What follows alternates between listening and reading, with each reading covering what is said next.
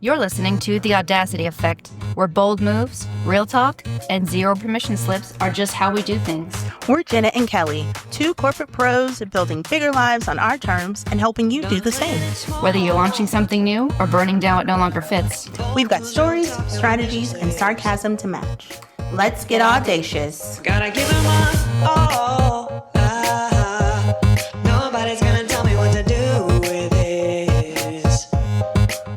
There is no blueprint, just my audacity. Done with permission. My dreams might need a pivot, might need a new scheme. Call it Audacity Effect. Hi, everybody. Oh, hey. We have a special friend with us today. I always say special friend, and it makes it sound like That doesn't sound good. When you like we pick somebody up out of a home because they're our special Oh. friend. I need to pick up a new name. We have a badass friend. We have a friend. Yes. We have a badass friend with us today. That's it. That's what we'll go with. Today we have a badass friend. Love that. Yeah. Who is it? And our badass friend is Lindsey Nichol, who has been our Yeah. what would you say our patron podcast saint, because we would not be Yes. podcasting without her. So we finally all got to podcast together. Yay, Lindsey. And wow, it's so fun. This is so much fun. It's gonna be fun. So today we wanted to talk to our badass friend Lindsey, not our special friend, about a couple of different things. So Lindsey runs a eating disorder recovery. What would you call it? It's like an online practice Yes. where I am meeting women where they're at in the safety of whether that's their home or a clinic or a treatment center, and talking with them about their struggle and overcoming it. I love Coaching them that. through it. And Lindsey, can you give us like a little bit? What is your practice called? And tell us a little bit about your podcast. Yes. So my practice is Her Best Self Co. And my podcast is Her Best Self. Like, that's as simple as it gets, because I feel like so many women, they come to me and they go, I've been struggling with whether it's an eating disorder like anorexia, or it's restrictive behaviors their entire life, or body image issues.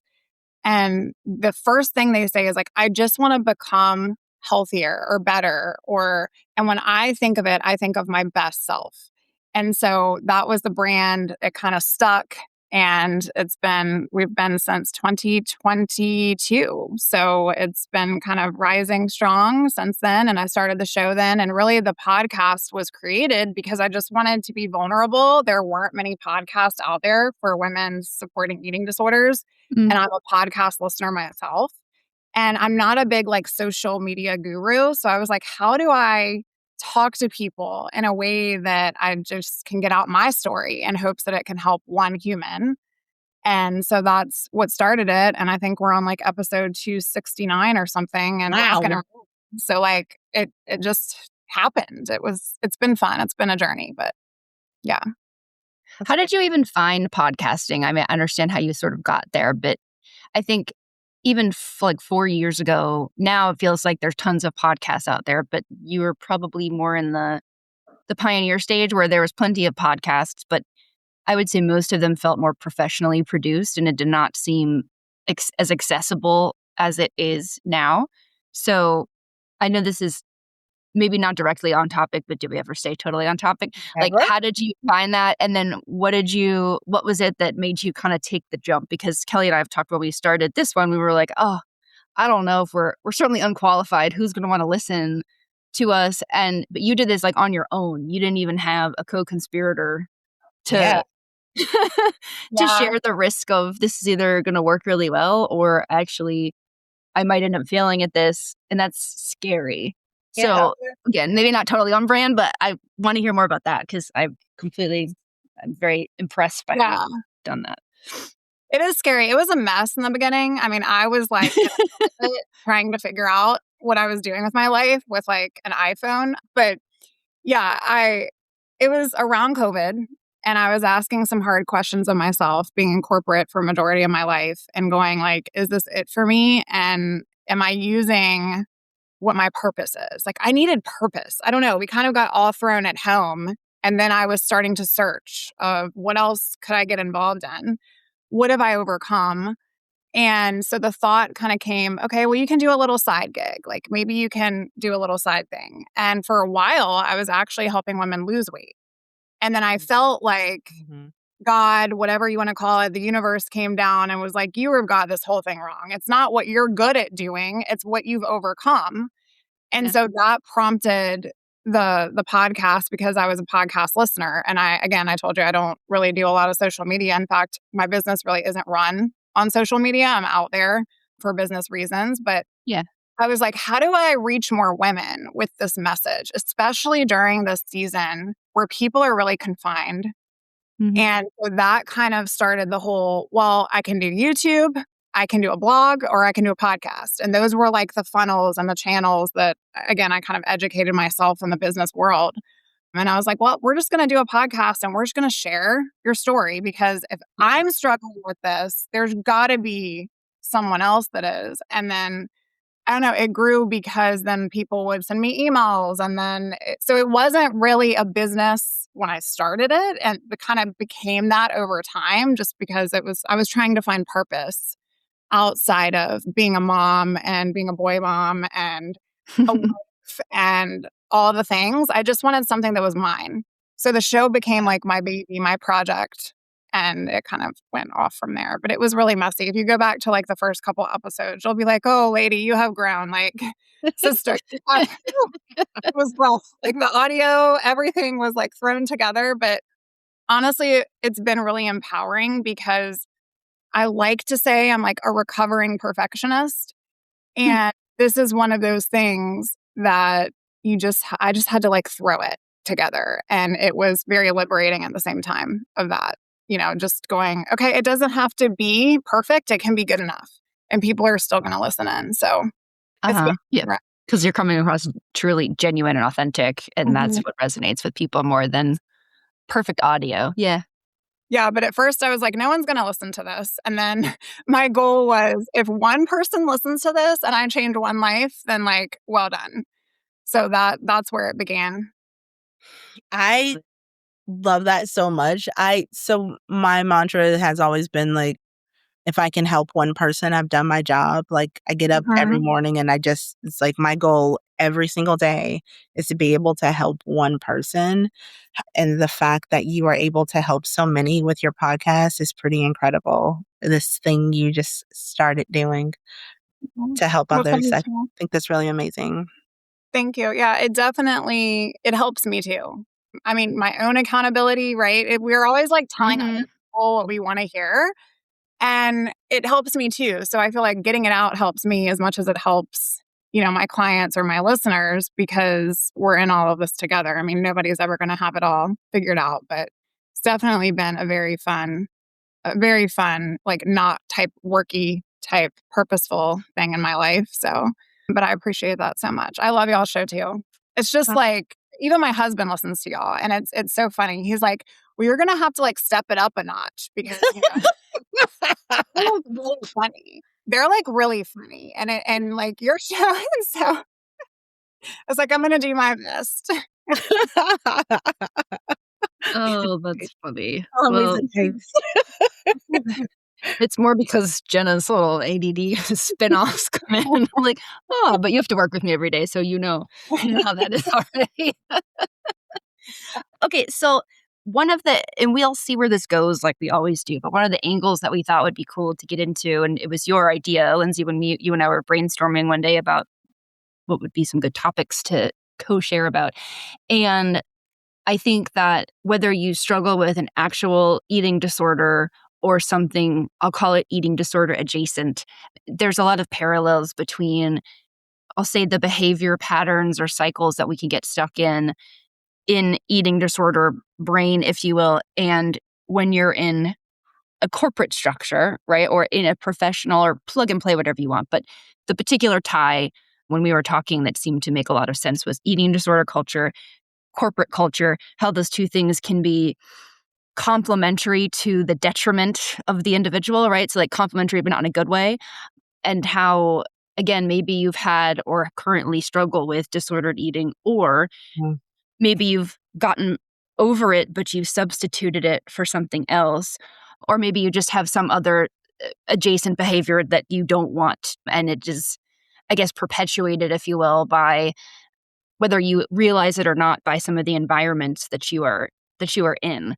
So I guess along that lines, maybe we start, like, do you see, is there a particular, or are there any particular traits in like a lot of the clients that you're working with, or is it all across the board? And when you're working with your clients, but then you and I work in corporate together on a daily basis, what are some of the similarities maybe that you see that are, this sounds a bit dramatic, but holding people hostage sort of in places that maybe they don't want to be? Yeah, this is a really good question. And so I think the stereotype is usually like this young woman. Normally, you think white women, which there's so many statistics that say otherwise, because I always say eating disorders do not discriminate. But maybe you think like a teenager or a ballerina or a model, right? We all are like scrolling Instagram and seeing the fit inspiration out there. And while eating disorders do show up there, I mean, I was a skater in my first life, I call it. It was kind of bred into me that in order to be the best, in order to be perfect, that meant you had to control your body. What I see every single day are lawyers, doctors, corporate, women, founders, people who are crushing it in their careers, leading teams, closing deals, running businesses with the whole family and all these responsibilities. And these are some of the most disciplined, driven, capable people that you've ever met. And that's actually what makes, I feel like, the high performer so vulnerable, because the same traits that make you super successful at a corporate job, like perfectionism, discipline, control, high standards, like all of these things that are bred into us, this ability to kind of push through being uncomfortable and standing out and standing in your truth. Those are the exact things that I feel like just create this behavior of disordered eating, because we're actually just trying to find a response to feeling somewhat like needing that control, needing it to be perfect. And so there's a lot of different coping mechanisms. Disordered eating is one of them. And literally 73%, I think, is what they're saying now. This was from the National Eating Disorder Association, of women in corporate environments engage in at least one disordered eating behavior. And that might mean they restrict their food. That may mean they're doing excessive exercise. They might have binge eating issues, like when they're coming home from the office at night. All of these things, I feel like if you compare it to other professionals, it's a perfect mixology, a perfect recipe, because you're trying to be the best in every single, whether that's boardroom or situation, and there's no room for a slip. And that, just like an athlete, really breeds the controlling and obsessive behaviors that you see with eating disorders.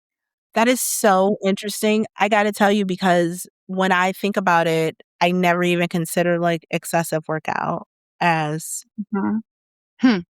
like an eating disorder. Like I never, and admittedly, I don't know very much about this topic, and I'm so happy to be learning about it right now.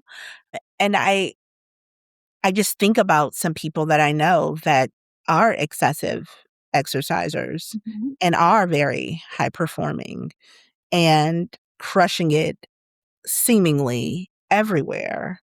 And yeah, wow. Like that just kind of blew my mind, Lindsey. Like, I'm not kidding, because I have never considered that ever.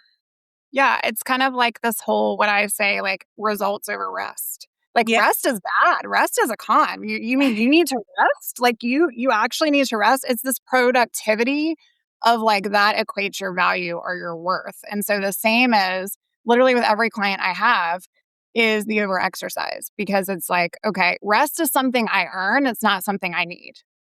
And so that comes from a place of, I feel like I have to show up. I have to be 5 a.m. I have to do the same thing. I'm on the Peloton. I'm on the treadmill. Like, it is one of those things where we are creating this performance, right, within ourselves of like, there's no room to slip. There's no room to have a rest day. Like, who rests? That is so how it is. Losers rest. Loser. One of the other things to flip to is, at least I think reflectively, it shows up this way for me. Sometimes the fixation on eating or not eating or exercising or not exercising is because regardless of what it looks like externally to everyone else, you actually feel like you don't have enough control or there's things that are not in your control. And so rather than coping with that, you fixate on something that you can control in some kind of way, and then you overdo it. So I can't control if I'm getting a promotion at work, how my relationship is with my friends and family. I mean, I can control parts of it, right? I can't control whatever, insert things you can't control here, which is really most things. But I can hyperfixate on how many calories did I eat today?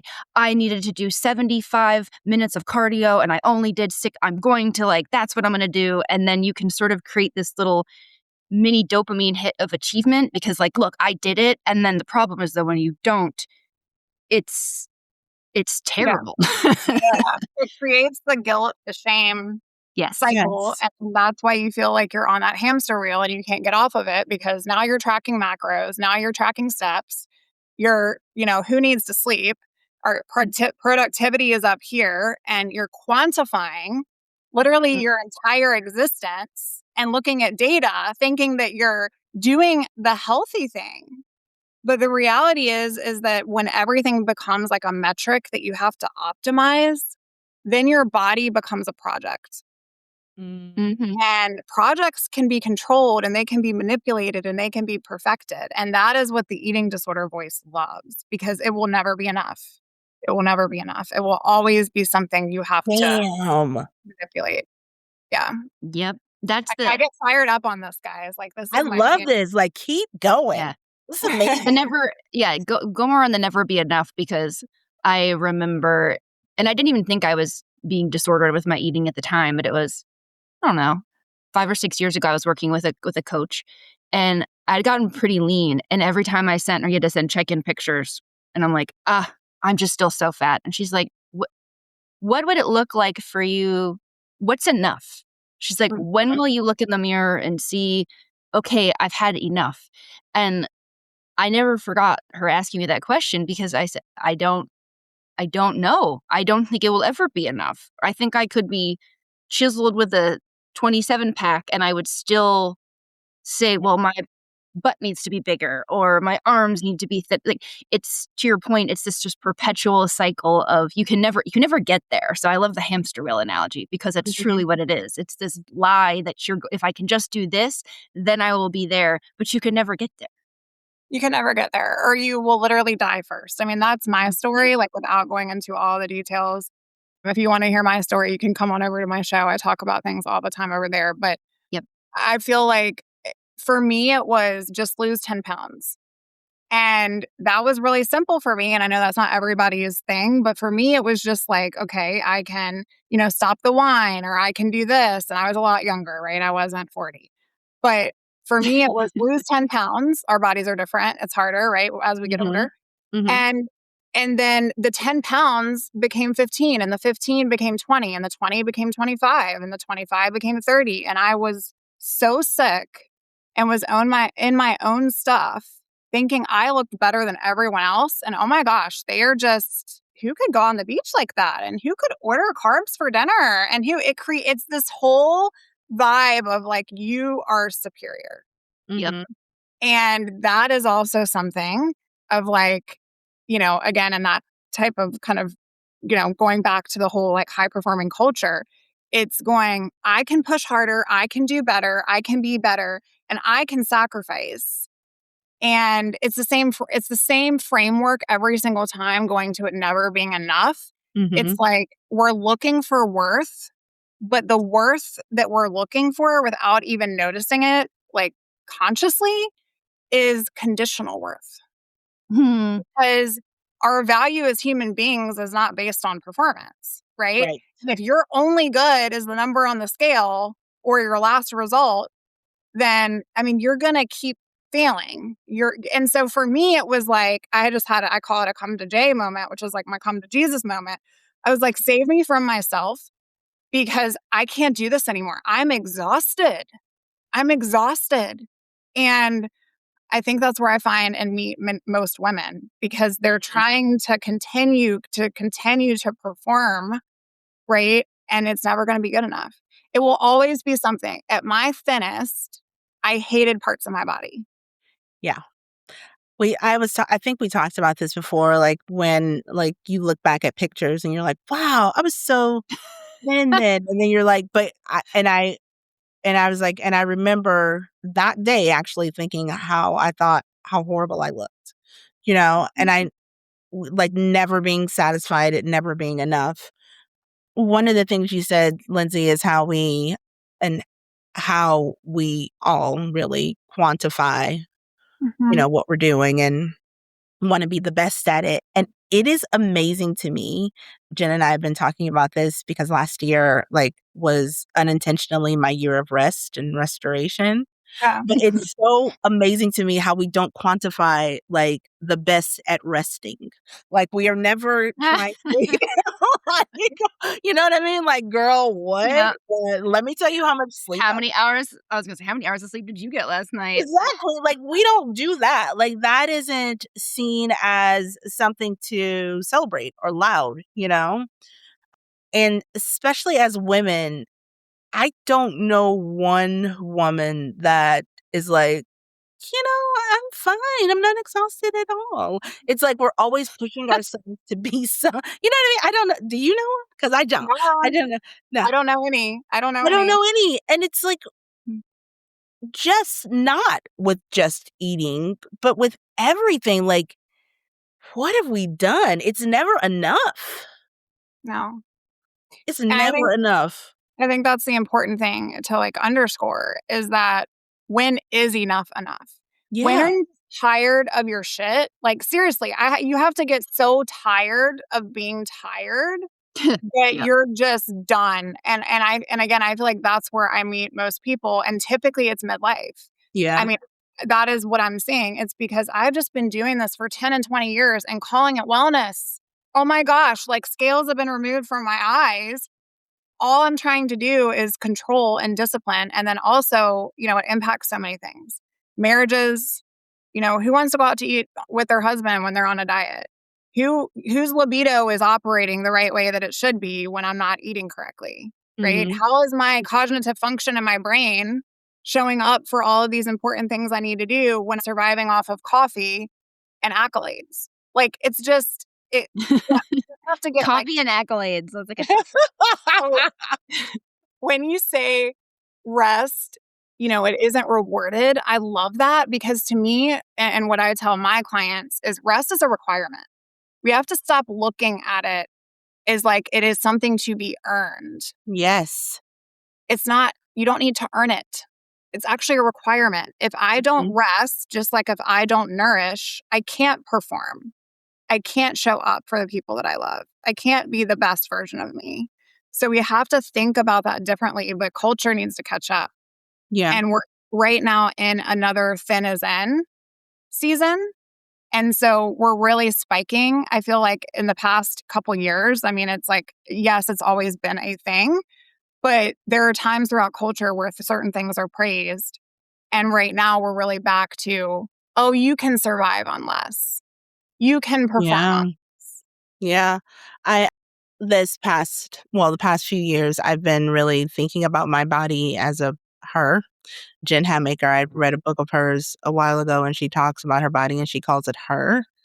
And that framework for me really helps in so many ways because I respect her so much and Mhm. I want to take care of her. She's always been there for me to take care of me, and I want to be kind to her and stop being mean to her and stop telling her she's awful. Like, girl, Mhm. I don't love your hips. Like, I don't say that to her because I would never say that to my friend. You know what I mean? And so I have been trying to reframe how I see my body and to respect it. And I think that that is the other part of it. You get to a point where you forget that your body has done so much for you and really just getting back to rest like I have slowed down like my workouts like crazy. Like I was working out, I was CrossFitting 6 days a week for 5 years. Like it was Yeah. insane what I was doing. And the fact that I've been able to like slow things down and still be okay, like and feel better than I've ever felt. Like I feel amazing, but I sleep, you know, and I do something crazy like, you know what? I am really sore, so I'm gonna let you be, girl. You are tired. Like I really, again, I think about my daughters.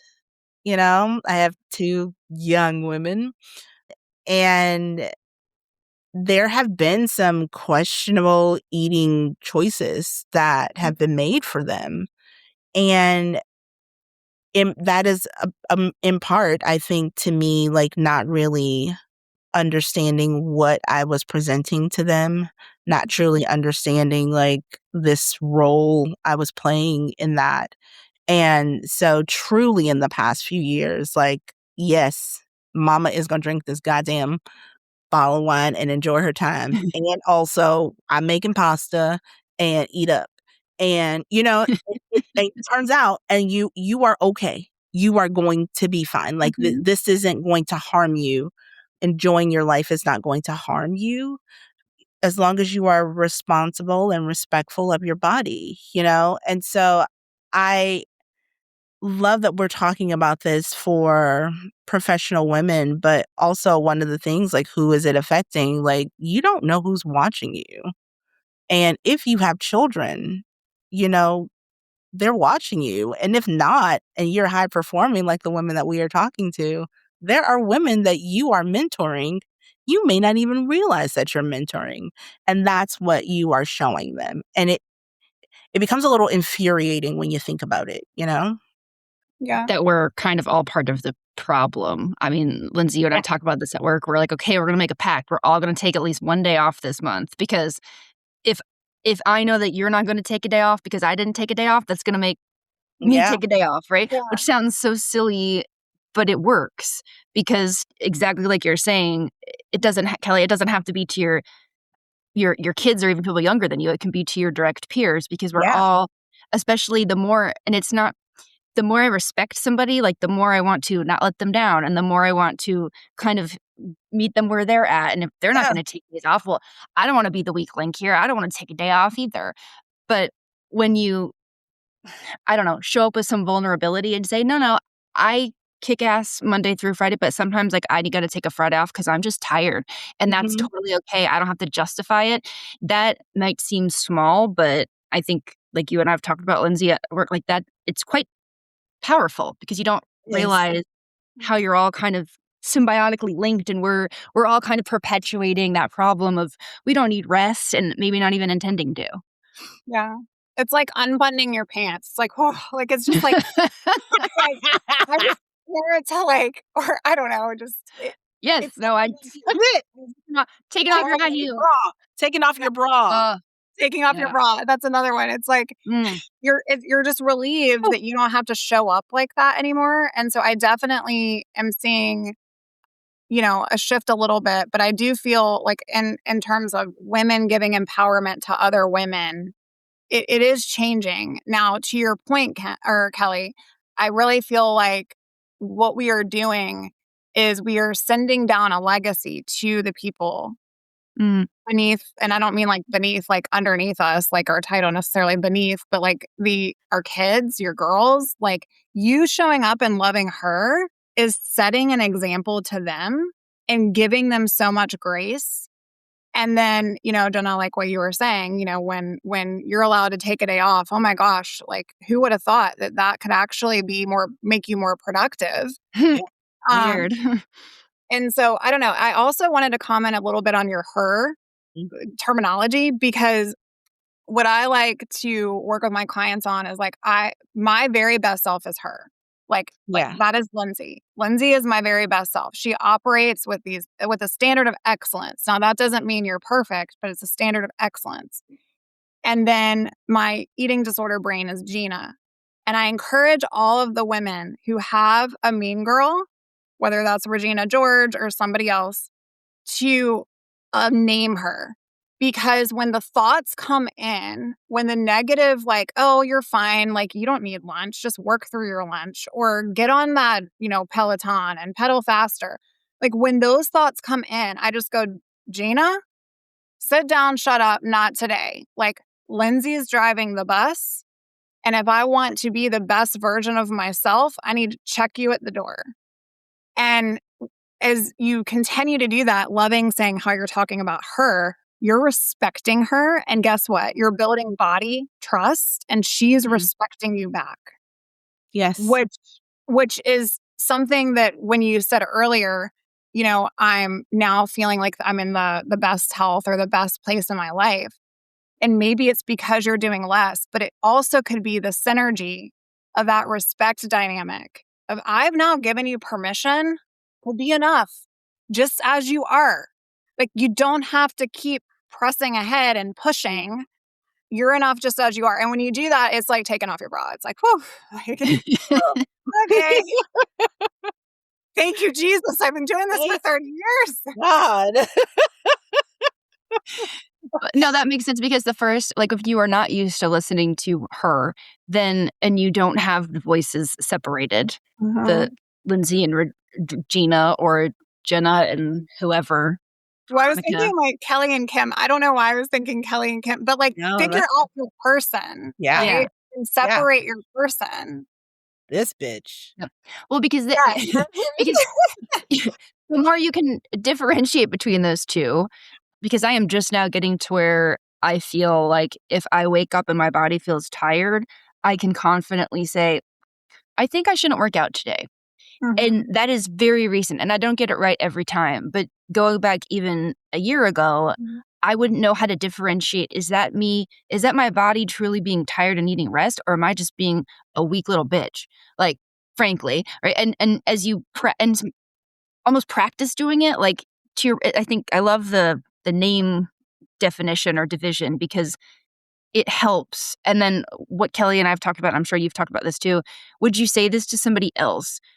Would I think that somebody else, like if you called me and said, I'm not sure if I should work out today. I feel really tired and like my head hurts. I'd be like, don't work out. What's wrong with you? Right. So sometimes if you need to, and that's again why I love like the separating the two things in your brain, because when you have, I'm sure it's like this with other things. I can only talk about eating disorder specifically, but one of the craziest parts about it is it feels like there's like a little alien that's invaded your brain and you can't, it's like embedded itself. Lindsey and Gina have coalesced to the point where you can't tell which one's speaking anymore. So when you're so far down the path, and that's hard and scary. And another thing with eating disorders in particular is you can't stop eating, right? So you're supposed to overcome this thing that you have such a struggle with. Like it's not like alcohol or drugs or gambling or insert, which I'm not saying those are not also difficult to overcome, but at least you can not go near those. So in a lot of ways, overcoming disorder eating is like telling an alcoholic to go into the bar and only have one drink every night. Just go be in the bar. Everyone else is going to be drunk, but you have to have one drink. And so that's just a unique piece of eating disorders that I feel is not talked about enough. Like, yes, we can overcome it, but also acknowledging and seeing like this shit is really hard, especially when you've been doing it for so long and culture and society rewards you, right? No one says, oh, Lindsey, it looks like you gained 10 pounds. You look so great. No one's ever going to say that. They're going to say, oh, it looks like you lost weight, right? So it's so ingrained in everything that we do all day that it just, I don't know. I guess I sidebarred like I never do that. Wow, but you're knowing it, honestly. Yeah. That part's not said enough. And so if you are struggling and it's hard and you feel like you are failing, you're not. Take another step, maybe see if you can work with Lindsey. But it's hard, man. It's uniquely hard, and keep showing up and I think doing other work in your life, because like we were saying earlier, whether it's eating disorders or whatever your compensation pattern is, you're coping with you're focusing on that instead of what truly is the underlying thing that's driving you. Is it, to your point, like, I don't have a sense of purpose. I don't feel like I'm enough. Why don't you feel like you're enough, right? There's like a few layers of why. I'm sure you go through that with your clients. What, or are you avoiding something? is your marriage in shambles and you don't know what to do about it? And so instead of doing the hard work and doing the scary thing of going and sitting down and confronting your spouse and being like, we got to go to therapy or something because this isn't right, you're counting macros and running 17 miles a day on the treadmill. Like, what is it that you're running from and you're focusing on this instead? And because even now, sometimes I think it's a constant thing. If I start feeling anxious about food or feeling like I need to work out all the time, I've now gotten to the point where I can say, wait a minute, okay, what's actually going on here? Because I can do this. I know when I'm hungry and when I'm not. My body can tell me when to work out and when it can't. So what is actually bothering me that this is my still default that I want to go, because it's so much easier to stay in this little bubble of nutrition and exercise and whatever instead of the really hard shit that I'm probably avoiding. And maybe that's not true for everybody, but it's certainly been true for me. No, you're speaking the language. It is. And I even notice that now, whether it's with my clients or with myself, like when life can get crazy, but it's utilizing tools and having that like a point person, whether that's a therapist, whether that is a coach, whether that is a support group, to go, these are my triggers, and learning to tame them and set healthy boundaries. So something that I think is just anyone can do, right, is putting in those non-negotiables, whether that is around, your food or your exercise, but not using it against you, using it for you, which is what I call a pro-recovery choice, which is like, okay, I now know when life is stressful, my default is to not eat. I don't do the opposite and eat more. My default is I just want to like like go through it, hustle culture, right? Grind, get through it. Yep. But the non-negotiable, the boundary is that, okay, if I want to be a peak elite performer, what do peak elite performers need? Well, rest is a part of the strategy. It's just as much important as pushing through. And nourishment is a non-negotiable. And so if I don't know, I feel like even my husband will be like, I know when you're hangry, and he'll like bring out food or something if I'm working. It's like, I get a different mentality and I'm like functioning on fumes. And at one point in my life, I used to feel like that high, they call it the anorexic high, where you're just like, oh, you have like a dopamine and it just boosts you. But I now know that my triggers are overly, grinding and work. And I can put some boundaries around, okay, nourishment's non-negotiable. You got to get up, you got to go get something to eat, and you got to, do these things for yourself, or rest days, cheat days. And so one thing I would say is like, when you notice that trigger, what you're talking about is a combination of permission and awareness. It's like I now am at this place in life where I have awareness of my mind doing this. I have awareness of the mean girl in my head going, okay, she's telling you like you need to work out, and now she's going to make you feel crappy about it. But the permission is going, oh, well, maybe that's for her today. Like maybe she needs I like it. gone past somebody in the gym and they're on the treadmill and like you get pissed off. It's like, well, why am I so mad that they're doing that? We have to flip that and go, gosh, like that must suck. Like, I don't want to do that right now. I don't want to go on that treadmill right now. Like I get to go and have another hour of sleep. And so it's setting those non-negotiables and boundaries for yourself so that you know your pitfalls. And, another one for me is when I get sick, I have my mom bring food to me. Why? Because in the past, I use that as like, oh, I'm not eating as much. Maybe I'll drop some weight. Maybe I'll, like that was like a notorious thing for me. Or that led to no longer eating all my meals because I would notice I didn't need them. And then therefore, when I'm getting healthy again and I'm feeling better, I'm still using that same routine. And so in those moments, you need your tribe, or you need someone to lean on if you don't have that, or create these negotiables for yourself to go, okay, my mom's going to bring me chicken noodle soup. My mom's going to stop by Chick-fil-A and bring me something. Why? Because she knows that about me. She knows that, when I'm in certain points of life or trigger points that are occurring, that I actually need more nourishment, not less. So you're doing that in your brain. You're giving yourself permission, and you're, pausing and going, okay, I'm aware of this and I'm accepting it's not not okay. It reminds me, I don't remember when we talked about it, Kelly, it was a bit ago now, but you were saying that I think it's Priscilla perhaps that knows, like, when you are in, like, a little depression episode, you can't ask for help then. So you have to set the help up beforehand. So, Yeah. Lindsay, like, your mom knows, "Oh, Boo-Boo's sick. I gotta bring her some food because I already know. Because when you're sick, when you're in that place, you're not gonna ask for somebody to bring you food.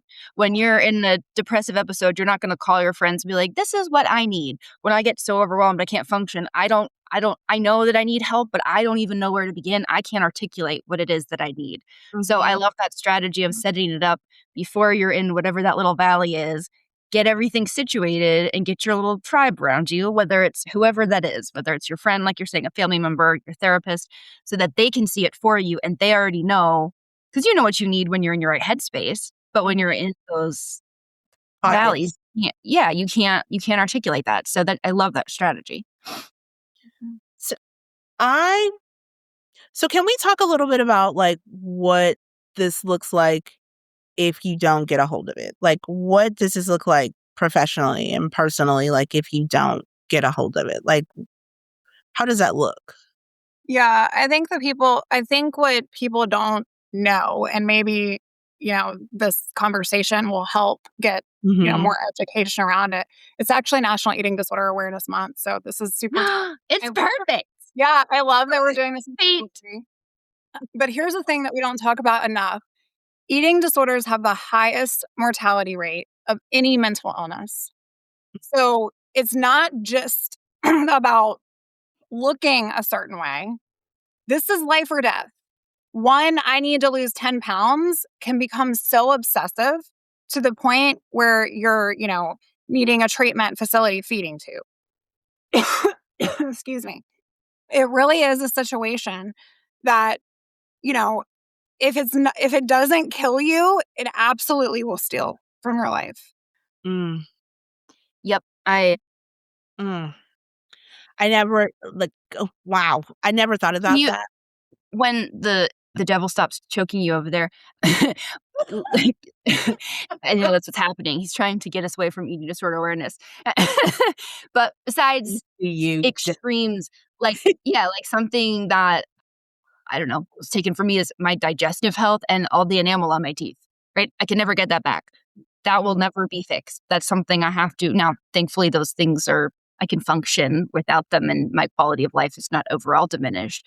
But I know people that have been bulimic that have had to have teeth replaced because the acid just erodes their teeth. That maybe sounds, "Oh, it's fine, I can get." Do you wanna have no teeth? Like, yeah. I don't know if you've seen any of the hillbilly movies lately, but, like, you don't look very good if you don't have any teeth. Not that it's not looking good, so I'm being a little bit facetious, but what are some of the other side effects that are, I guess, health related to your Yeah. point, are can because there can be points where there's no turning back, right? Like, there's nothing I can do to help my little teethies get more enamel on them. That's just how they are. I can never do teeth whitening. I mean, poor me, right? So that's just one that has been personal. So I'm sure you see lots of other things show up in your clients and in statistics. So, like, what are some of those things? Yeah. Um, So I think personally, the biggest thing that suffers is relationships and everyone around you, because you don't Mm. I compare the eating disorder to a betrayal partner. I compare it to like an affair that is secretive, that nobody knows anything about. And it's, again, like when you break up with that person, you can go through a whole grieving process. But really, I feel like it's because you're not present. You're obsessing over food, over your body, over the next meal. I had one of my clients tell me, like, my mom passed away and I was out of town at her funeral. And I'm trying to figure out like how to find a gym to work out on the day of her funeral. Like, you get so in your own head that you're always looking for the next thing to control. And so when you talk about health deteriorating, we're talking about bone density loss, right? Which if you get to a certain age, like you're not getting all of that back, right? We're talking heart issues. Like, eating disorders are tied to cardiac issues, hormonal disruption, GI. I have GI issues that I am constantly trying to figure out still to this day because of years in the past. Fertility problems. At one point, they said, Lindsay, there's no way you're going to have kids. You have jacked your body up. There's no way you're going to have kids. And cognitive decline. So this isn't just like a feeling bad. I feel like people minimize it. Oh, I'm just, I have some of these behaviors and everybody must be doing some of these things. Yeah. There are serious medical consequences. And, so many women who've spent 10, 20, 30 years in this cycle, the biggest thing I feel like that we don't talk about is like, that's time you just can't simply get back. Yeah. Right? So, like, not on top of, Yep. all the medical conditions and all of that, but and to be what? If it doesn't kill you, it's going to steal your energy. It's going to steal your joy, your relationships, your health, your peace. For what? To be successful? For what? To be disciplined? To set yourself up for this impossible standard? It's Mhm. not worth it. I don't feel like it's ever worth it. But we get in this quicksand vortex where it's really hard to get out of once you're at your rock bottom.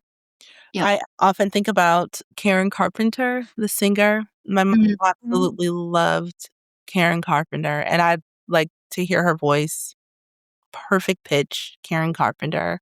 But she died at 32 from heart failure, from Mhm. anorexia, Yeah. And you think about stuff like that, and you're like, "Holy crap, like, what in the world?" Like, I just wish that more women felt like this is something that they could actually have a conversation about. Yeah. I wish that thin wasn't a reward, I you do too. know? I do too. And I love that you're talking about this because if someone's listening right now and going, well, I'm not thin, but I have some of these behaviors.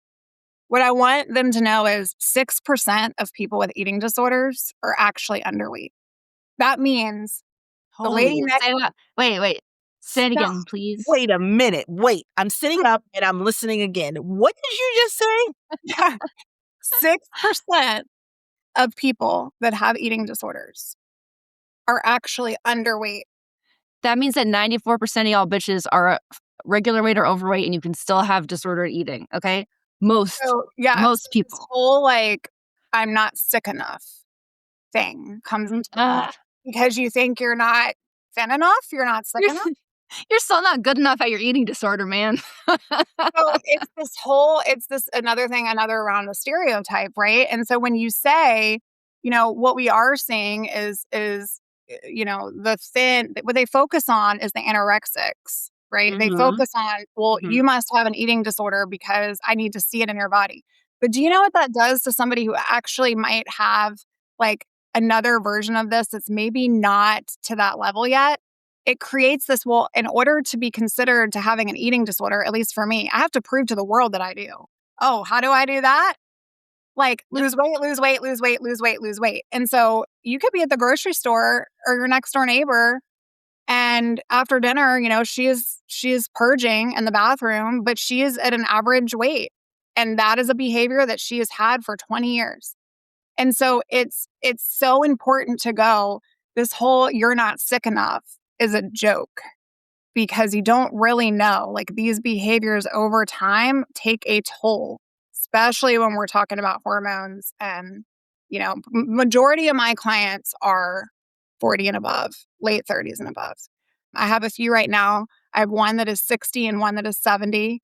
And they're like, I just want to live like the rest of my life free. I just want to do Mhm, it. And so mhm, you have to recognize that just because you might not have the frame of, quote, what society has made, eating disorders look like on a poster, doesn't mean you don't still struggle just like mhm. she does. Yeah, that's really great.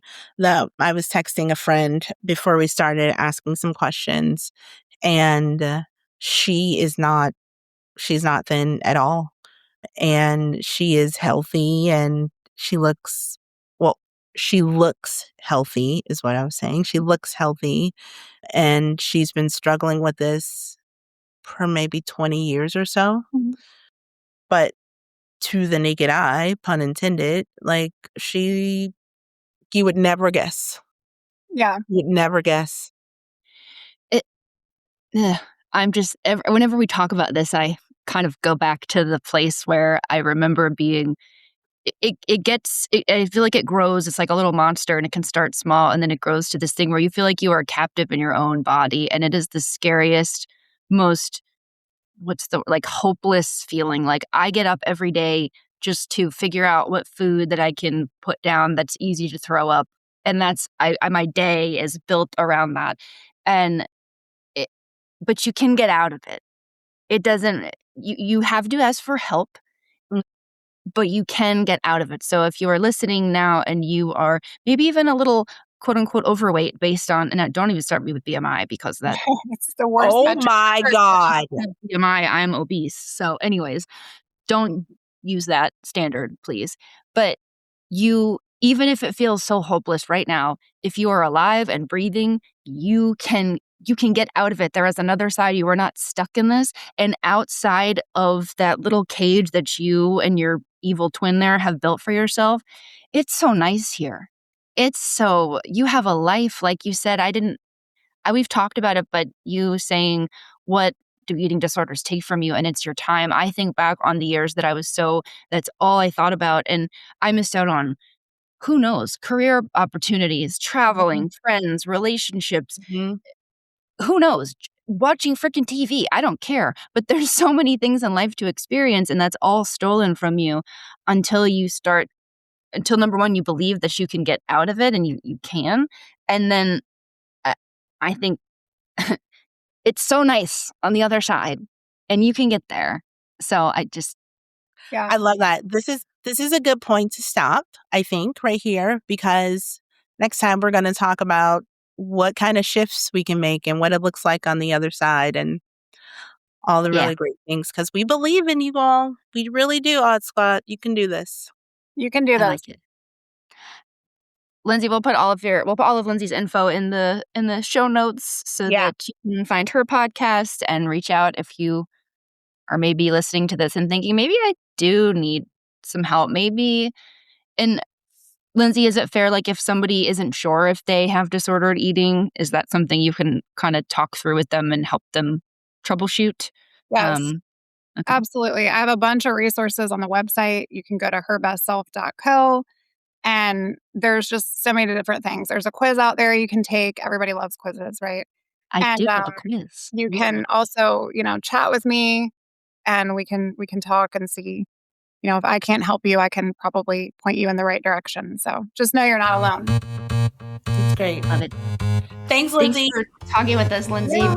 Can't wait to do this again. Yeah. Yes, ma'am. All right. Bye We'll for talk now. to you guys later. Later, taters. Bye. Done playing it small. Bold moves, real talk, no permission slips. Gotta give him my all.